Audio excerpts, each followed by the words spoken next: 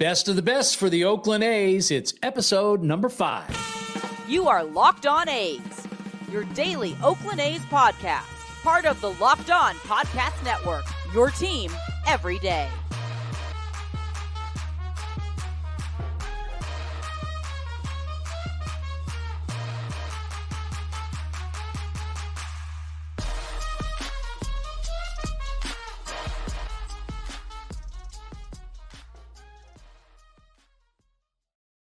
I'll tell you what, we go through these lists and I realize one thing, that we are fans of one of the greatest teams of all time, the Oakland Athletics.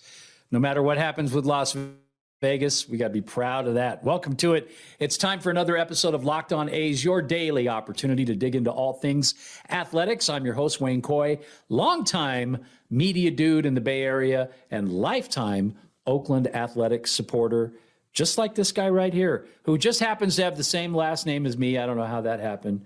That's Ian Coy. Hey, buddy, how are you? Great.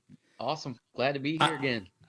I'm glad you're here, too, because when we get to it, we're going to talk about how you broke the tie, because we had like a 5-way tie for one of these, and you made such good points that I finally had to go, okay, fine. And we'll get to that in just a minute, but we do want to let you know that this is, of course, your opportunity to listen to us every single day is your first listen of the day. And because you're doing that today and you do it every day, we just want you to know how much we appreciate that. It helps us grow the channel. Nice to know you're here. As always, subscribe. Give us the thumbs up if you can. We appreciate that. And today's episode is brought to you by FanDuel. Don't forget, FanDuel makes it fun for you during the NFL playoffs. A $5 money line bet for a new customer. If you get it right, you get $150 in bonus bets from the folks at FanDuel. All that's fun during the playoffs, and then, of course, the big game after that. You're talking about player props and overs and unders. All of that waiting for you at FanDuel.com/lockedon. Well, this is it. It's our 5th episode of the best of the best. And along with Ian's help here, I've been able to, I think, compile some pretty sturdy lists. But, of course, if you disagree with any of the choices that we make, too bad. It's our show. Okay. I did want you to know, though, that we did go back, and I think some names just from our last episode when we were talking about the starting pitchers that we neglected to mention.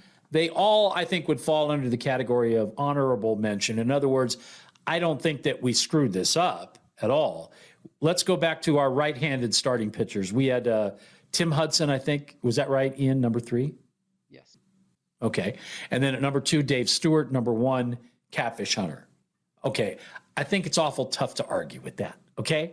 But some people pointed out that we might have forgotten some pretty good pitchers over the years. So we want to give props to the following. John Blue Moon Odom. And I'll give you this. 1972 was his year. The A's in the World Series against the Reds. Blue Moon came in big as a starting pitcher, but not only that, as a base runner, scored a very clutch run during the World Series. So we'll give him that. And Blue Moon, of course, one of those players who made the transition from Kansas City to Oakland and was a part of that rotation all the way through. So let's hear it for John Blue Moon Odom. Steve McCatty, ERA champion, 1981. Rick Langford, Mike Norris, who along with McCatty and Matt Keogh were members of that Billy Ball A's staff back in the early 80s. So we'll give them love. Mike Moore, Storm Davis, and Bob Welch from the World Series teams. Did you have a favorite out of those 3? I mean, I always loved Storm Davis for the flow, you know. He was a very, very common guy that you got out of those packs of cards back then. So yep. I think at one point I had like 4 pages of Storm Davis cards in my A's collection. I don't know where that is anymore. Did they show him with the A's cap on, or was he like traded from the Orioles to the A's? It was, I think there actually might have been one set where it was like, it's like a primitive photoshopped hat that didn't have the logo on it. I seem to remember that too. That's why I brought it up. Yeah. Yeah. Okay. And then you got Don Sutton, who obviously pitched for most of his, Hall of Fame career for the Dodgers, but he did come and pitch for the A's, I think 1984, 85, right in there. Mike Warren, who was part of a no-hitter with the A's. Bartolo Colon, Big Sexy.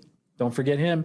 Sonny Gray, Mike Torres, Chris Bassett, Frankie Montas, Joe Blanton, Jared Parker, Trevor Cahill, all great right-handed pitchers. None of them, though, I don't believe, unless you want to tell me I'm wrong, was deserving to be in our top 3. Could you make an argument for any of them? I don't think so. Just one very, very quick point about Jared Parker. I've never felt worse for a human being in my life. I mean, Yeah. his arm just fell apart. I mean, he Did. was really might have been one of those guys that you could have made an argument for. I mean, he definitely had the talent, and just his arm failed him. His body just gave up. I mean, his poor arm. Well, and he's he's a friend of the show, and he's certainly somebody that we always give love to. So, Jared, we know you're out there on Twitter, brother. Thank you for being a part of what we do, and you're right, Ian. I think he would be in that list of Oakland A's greats. Now, I feel the same about Chris Bassett. If they would have paid him and he would have stayed, that would have been great. Lefties, we were told. What about Dallas Braden? Somebody said perfect game. Well, yeah. But that was like the highlight of the whole time, right? Now, his beard game is strong, and he's done a great job, I think, of transitioning from, the pitcher's mound to the broadcast booth. So you got to give him some love for that, right? But we gave Ray Fosse love too, but he didn't make the top 3 either. So, Kurt Young, Mark Mulder, we talked about before, Sean Manaea, Tommy Malone, Brett Anderson, and Gio Gonzalez.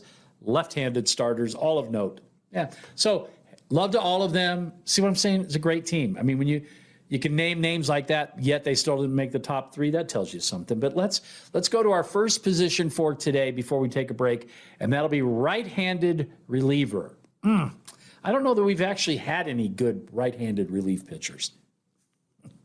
Yeah, definitely a much easier list than the left-handed pitchers. Let's just put it that way. Yeah. Okay, so we got 2 that are in the Hall of Fame. Obviously, they're going to be number 1 and number 2.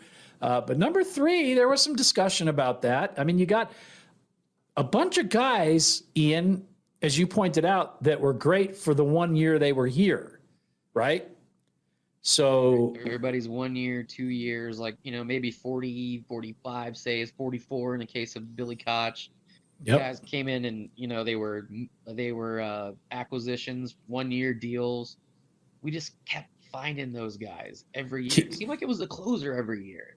It was like Keith Folk had a year, right? Yeah. Who did we mention? Grant Balfour. Balfour had a couple for sure. But, Andrew Bailey was the man. I mean, for that year. Sure, Moneyball. 44 saves. Yeah. The streak. In fact, Billy Koch, I think he was part of 16 or no, I think it was 14 of the 20 games in the streak. Yeah, or 13 or 14 of the games. They weren't all saves, but he was the last guy on the mound in 14 of those games. That's crazy. Wow. And then we mentioned Andrew Bailey, who's turned into a pretty decent pitching coach. Was he Rookie of the Year? Yeah. And then with the A's for 4 seasons? Something like that. Yep.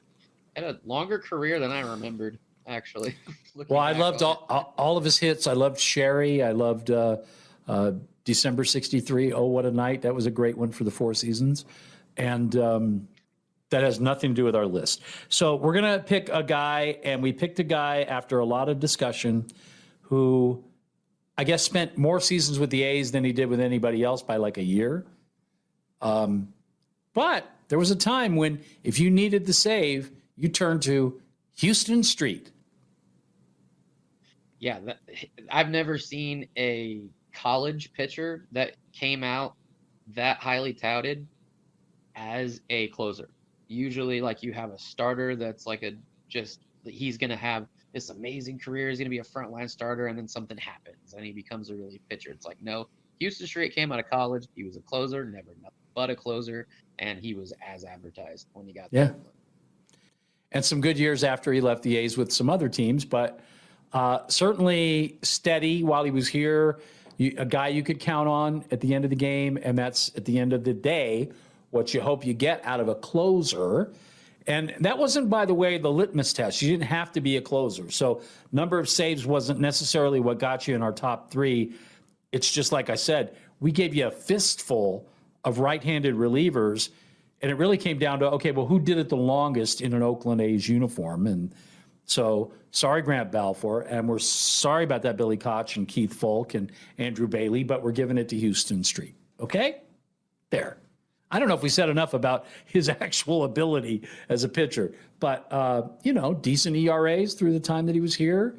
And I think for most of the time he was here, he was top 2 or 3 closers in the American League. So, there you go. He's number 3. It's a much easier thing to call 2 and 1 because it's just a matter of how you're going to rank them. I think I fooled you, didn't I? You did. Yeah, I thought you had flip-flop. But you didn't know which one, though. We'll tell you who that is in just a second. But right now, of course, it's very important for you to know that sports is one thing, but reality is another. And when life does what life does, you want to make sure that you're prepared. And I just want to take a minute and talk to you about what's going on with our friends at Jace Medical. Jace Medical has figured out a way to put in your hands an antibiotic pack that will get you through pretty much any kind of infection. In fact, they've been able to count them up, and there's over 30 that the Jace Medical Jace case can take care of for you. So no matter what kind of infection that it is that you're dealing with, there's a ladies' infection that I got to be real careful how loud I talk about it because in the other room, it's called a UTI, urinary tract infection. Very common with women. Well, you need a strong antibiotic to be able to take care of those. And that's what you get with the Jace case. If you're on vacation, your doctor's nowhere near, you can have the peace of mind of knowing that in your bag is something that you already took care of because you took the time to be prepared when the moments came around, and they will. And it seems like it's always when you're on vacation and away from your regular doctor. So take advantage of Jace Medical. Let their professionals get with you. They'll do that physician encounter. That's what they call that. Spend some time with you. Make sure they really do understand you and your medical history. Board-certified physicians that are going to put these in your hands so that you can get what you would get at the pharmacy for a fraction of the cost and the peace of mind that goes with it. Never been more important than it is right now to be prepared. So do that. Go to jacemedical.com and use the offer code. It's locked on when you check out, and they're going to give you $20 off your first order today. That's what they'll do for you with Jace Medical and Locked On Sports. Well, Oakland A's have been very, very good when it comes to coming out of the bullpen. Right-handed relievers, we told you who number 3 was. Number 2 and number 1, is it going to be Dennis Eckersley or is it going to be Raleigh Fingers? They're both Hall of Famers. We've put Mr. Fingers at number 2. Flip a coin? I don't know. I mean, it was a different time, but I think when you just look at overall dominance, Eck had a couple of years there where he was like about as close to unhittable as it gets, really, unless your name was Kirk Gibson. Other than that, I mean, just some unbelievable seasons there. We'll get to him in just a sec, but Raleigh Fingers kind of invented sort of the closer role. Yes, I know there was a Hoyt Wilhelm before him, but and Mo Drabowski, Mo, Hoyt. What kind of names are those when you got Raleigh? World Series MVP, Cy Young Award winner later on with the Brewers. Just everything you could ever expect out of a guy who, at that time, remember, the closer role didn't really get. In fact, I would say Dennis Eckersley was the first to really be that specialist who only pitched tied or ahead in the 9th or in the 8th. Never more than that. Raleigh Fingers would sometimes, he was a starting pitcher early in his career. He had the yips. He just could always seem nervous, could never really, get control. So they moved him to the bullpen almost as what do we do with this guy? This big dude, and he had some great stuff, but just couldn't control it. Turns out he really enjoyed coming into the game later, not being the starting pitcher. And boy, did he shine there. And he'd throw 5 innings in relief. I mean, it just was not, it was not the same game as it is right now. So understanding that, still, I think there were other relief pitchers of the time that were probably as good. Goose Gossage comes to mind, Tug McGraw. They were out there. Bruce Sutter, Mike Marshall, of course. So Raleigh Fingers, definitely one of, if not the best reliever of his time. certainly deserves to be in the Major League Baseball Hall of Fame, but we've got him at number 2. Ian, talk about Dennis Eckersley, our number 1 pick. Oh boy, where do you even start that guy, man? I mean, he's a 20-game winner. Also had 300 and something saves. I mean, he had almost two separate Hall of Fame careers, really. If you look, right? I mean, amazing dude. Had what was it, 1990 season? His ERA was like 0.68 or 0.62 or something like that. I mean, when you say unhittable, an ERA less than 1, I mean, that's getting it done. And I didn't realize how long he pitched after he even left the A's. Like, he was still dominant for like another 3 or 4 years. The guy pitched till he was almost 50. You know, it was just like so awesome. And he was also great with the fans. I remember being a kid and being outside watching the A's load up on the team bus, and everybody's on the bus already. And Eckersley comes back down the stairs to sign a baseball for me. So that was something that was like opposite of Ruben Sierra, covered on one of the other videos. Right. Great with the fans, and that leaves an impression on a kid. You know, he was my idol. I used to try to mimic his delivery and never really get it right, but he was a personal swashbuckler. So. I think somewhere I've got a picture of you in an A's uniform with a fake mustache drawn on your face, and I don't know if it was Eckersley or Fingers, but I knew you were trying to be one of the two at the time. Probably Eck, I would imagine, right? Yeah. Was that when he came back? When he came off the bus, was that the same game as the Ruben Sierra game where Ruben was Rudy, or is it a different game? I feel like it has to be a different game. I just don't see the same mental picture in my head. I don't know where that one was at. I want to say maybe it was Minnesota. Okay. Where we went to them, Minnesota or Chicago. I can't remember which one. It was cold. Yeah, those radio years in the Midwest when we were away from the Bay Area, we had to go get our A's fix on wherever we could. And oh, by the way, shout out to Mike Davis, Oakland A's outfielder, and Steve Ontiveros, Oakland A's relief pitcher, who kept your dad flush in A's visiting tickets. Anytime I wanted to go see him play, man, I would get in the car and, take you guys when we go to Chicago or Minnesota or Kansas City, and, we'd find the A's somewhere and go see him. If we couldn't be at home, we'd see him on the road, which was cool. But yeah, I mean, Eckersley, just like I said, those 3 or 4 years there, he just defined the position. Tony La Russa, took a chance, kind of like he did with Dave Stewart. It was sort of the same thing. It was like, well, we're going to try something new. So work with us on this, see what you think. So between La Russa and pitching coach Dave Duncan, they got with Dennis Eckersley and said, you were a great starting pitcher. You certainly had your big moments there in Cleveland and Boston, but you're here now. We want to try something else. We're going to use you out of the bullpen. And just unbelievable. He wanted to, did he? I mean, no. He was resistant, very resistant to that. Right. And then forget about it. I mean, just the best in the game for a long, long time. So there you go. 2 Hall of Famers. Hard to pick one over the other, but we did. And that takes care of the right-handed relievers. Now, that was relatively easy work. Left-hand relievers, woo, not so much. And maybe the reason why is because lefty relievers typically are not the closers, right? So a lot of times they're loogies, they're lefty yes, guys, which you can't be a loogie anymore because you have the 3-batter minimum. So right, we've changed the rules again. So we want to tell you about that, but before we do that, let's talk about the fact that it is indeed football season right now, and there's no better time than right now to get on board with FanDuel. Ian, you're in a FanDuel state. How easy is it for you to be able to download that app? Oh, it's too easy, actually. I'm just kidding. It's amazing. FanDuel is my go-to every single weekend. Well, not even every weekend. I don't even wait till the weekend. I pretty much am right on it as soon as the lines come out. Usually find something I like, put together a little touchdown parlay. That's my flavor usually. Give me 3 or 4 guys to score a touchdown. Those are always fun. You got to root for scoring.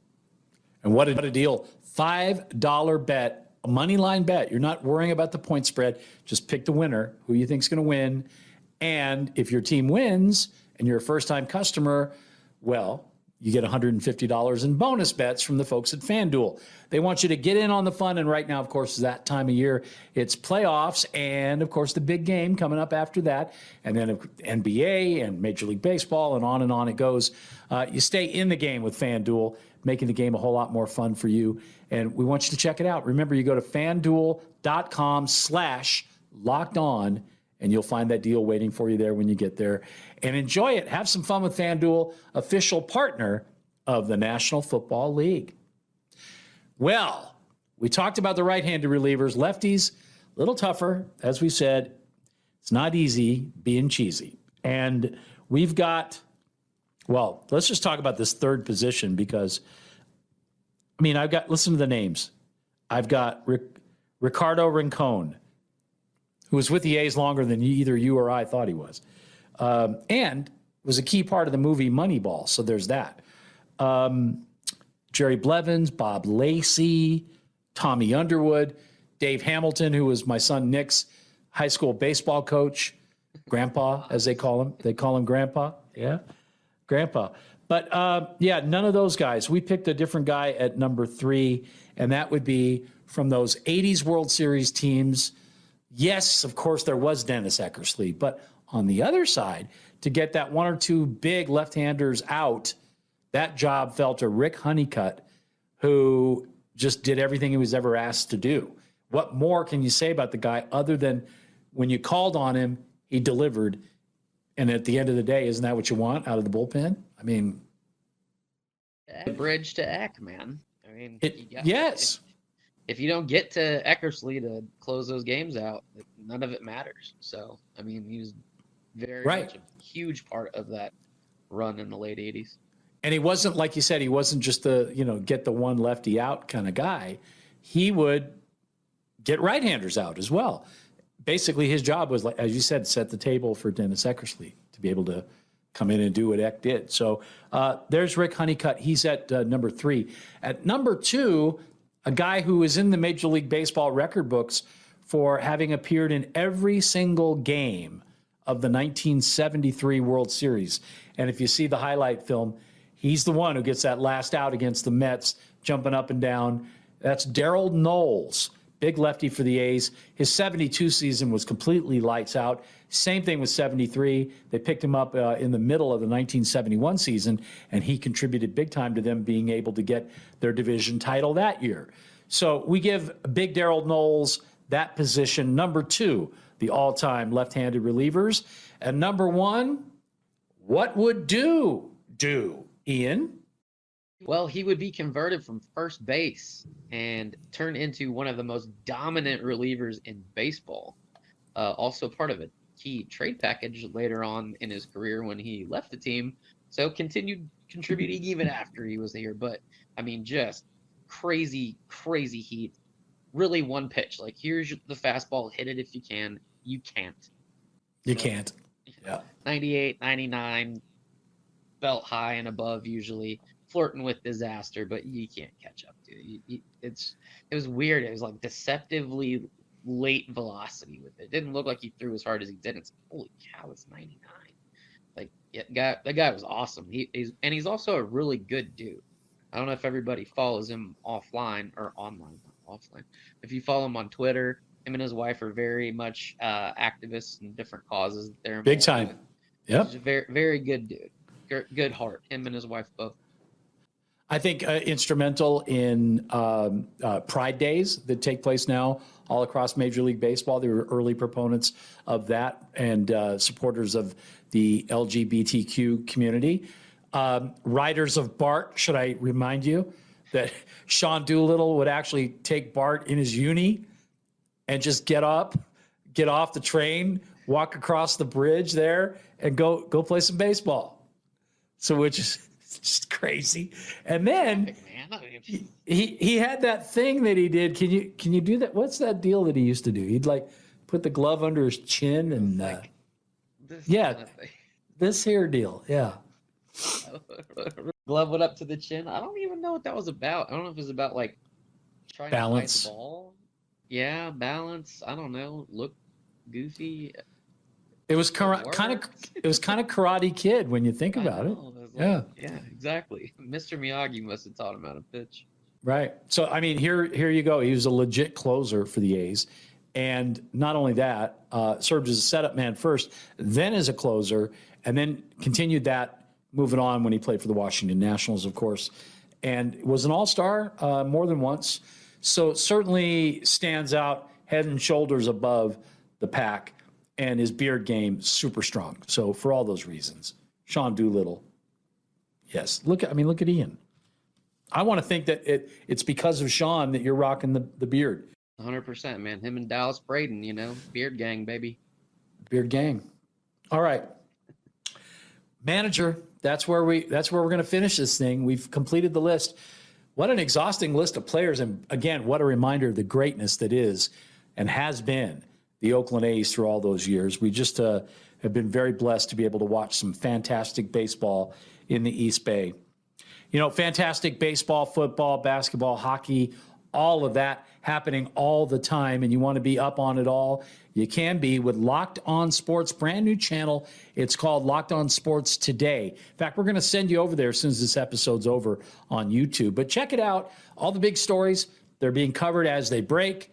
And once the season starts, certainly you're going to be in the thick of things with baseball from all around the country, from all of the different people who do shows just like ours, daily podcasts covering their teams, and you get it all regionally and nationally, the big stories and the local big ones too. All of that from Locked On Sports Today. Make sure that you check it out.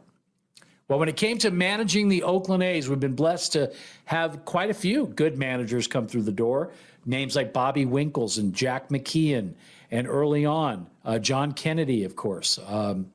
You had, did I say John Kennedy? Yeah, John Kennedy. Hank Bauer. What about Hank Bauer? Very early. In fact, Jim Marshall. I'm just kidding.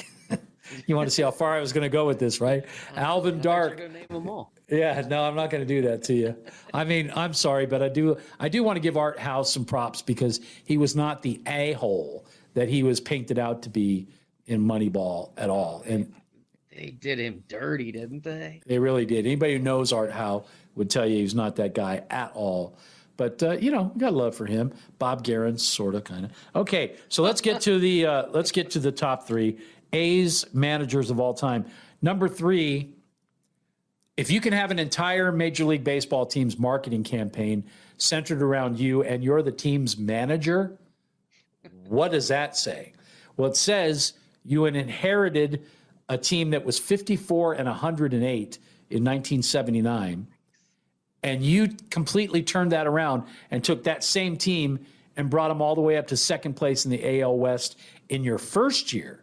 And in your second year, you win the division, you go to the divisional playoffs, you win there, you get beat by the Yankees. That was a strike year, so it was a little weird.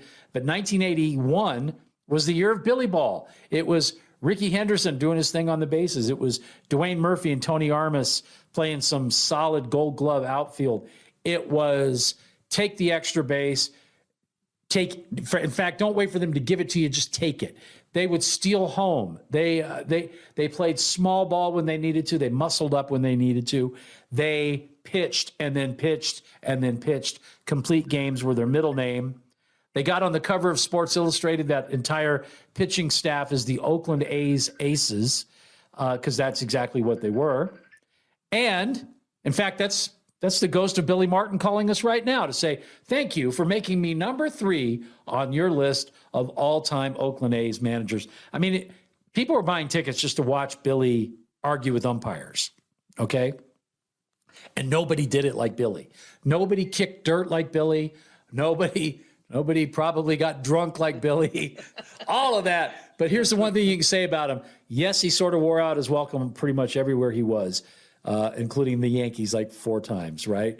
But everywhere he went, he would take a team that wasn't doing very well at all, whether it was the Minnesota Twins or the Texas Rangers or the Yankees, those multiple times, the A's. He was a turnaround guy in every sense of the word. So number 1 is number 3 on our list. Number 2, how did the A's get through those World Series years of 88, 89, and 90 with all that ego in that clubhouse and yet still be able to go out day after day and do it on the field? And we've already talked about what he was able to do. Tony La Russa, of course, we're talking about what he was able to do with people like Dave Stewart and Dennis Eckersley, and basically turn them into projects and turn that around and make them not just really good, but dominant in their position. What's your takeaway of Tony and for all the years that he managed the A's, Ian?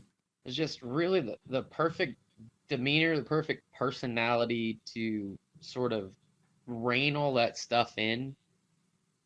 Always seemed to manage the bullpen very well. Like, he was sort of always playing chess, like he always just, he was like a strategy guy. It wasn't like a Bob Melvin where great guy, like great with the team, players love him, everything. Tony was just like brain on 1,000 all the time. And that's what I liked about that guy. I mean, there's a reason he got a job as a manager, like after he was inducted into the Hall of Fame. Yeah. I mean, like, he's just that good, even that late. I mean, he's got so much baseball wisdom in him. And again, to have guys like Jose Canseco and Mark McGwire, and I mean, geez, that team was so loaded. They were hands down the best team in baseball, expectations through the roof, and to actually go out and win it with all those expectations, that's a huge deal, man. I mean, Tony's absolutely on the list. It's tough not to even put him number one, but I think you got another guy in mind for that one. Well, I think just because, I mean, you just hit the nail on the head there. I mean, there was so much talent on those 80s teams, right? I mean, so much talent that was in that clubhouse on a daily basis. How could they not win, you might want to say? I mean, I'm not going to say that Tony was on autopilot. Yeah, but they won so many games, regular season games. And he's a Hall of Famer. So, look, we're giving all the love in the world to the man who started ARF, right? We love Tony La Russa, but the guy who came to Oakland and taught young Oakland A's who didn't have all that swagger and didn't have all that success behind them and weren't necessarily the best in the game yet, he was able to come in with the right amount of discipline and love, with a hard-nosed attitude on one hand, almost a bit of a drill sergeant sometimes, but at the same time would take you aside and give you the biggest hug you ever had in your life. A cheerleader for his teammates, and he put up with Charlie Finley's crap for about as long as anybody could.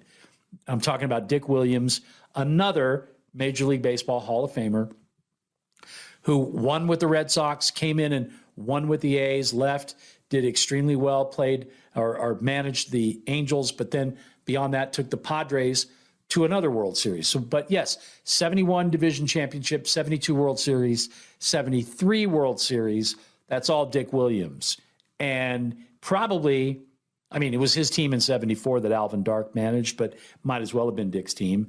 And you could even say the same about the 75 team. And then you wonder, would they have gotten further with Dick Williams as their manager? But it really did come down to, after the stuff that happened with Mike Andrews in the World Series, Dick Williams had enough, got tired of being micromanaged, and hung with Charlie Finley about as long as anybody could, and then made his exit from Oakland, but certainly left a mark. So number 23, Dick Williams, I can just see him out on the top dugout step, just kind of looking there with his, I just got paid for growing this mustache like the players did. But yeah, he's a cool guy. And just go back and watch those World Series films, 72 and 3, and you'll see Dick Williams doing what Dick did better than anybody. He was, as you said with Tony La Russa, very much a strategy guy, chess player, and certainly I think one of those people who could sense when to bring up a pinch hitter, when to make a pitching change, all of that stuff, just little nuances that the great ones do. So Dick Williams, number one manager. And wow, we did it, Ian. We got to the very end here. I don't know how we did it. I wanted to do mascots. I wanted to do, but Stomper, Charlie O. I didn't, we'll just leave those alone. We will tell you that it's been a bunch of fun. What a great legacy we've got. And I think we think about that even more, faced with the fact that this is probably going to be the last season in Oakland. We've truly been blessed. We've seen some great teams. We've seen some really bad ones very recently as well. But all in all, it's been a lot of fun to be a fan of the Oakland A's, all because of these guys that we've been talking about and ranking here. Hope you've enjoyed it as much as we have. That's Ian Coy. I'm Wayne Coy. Till we get together again next time, don't forget, it's Locked On A's, your team every day on the Locked On Podcast Network. Thanks for being here. Till next time, you keep on swinging.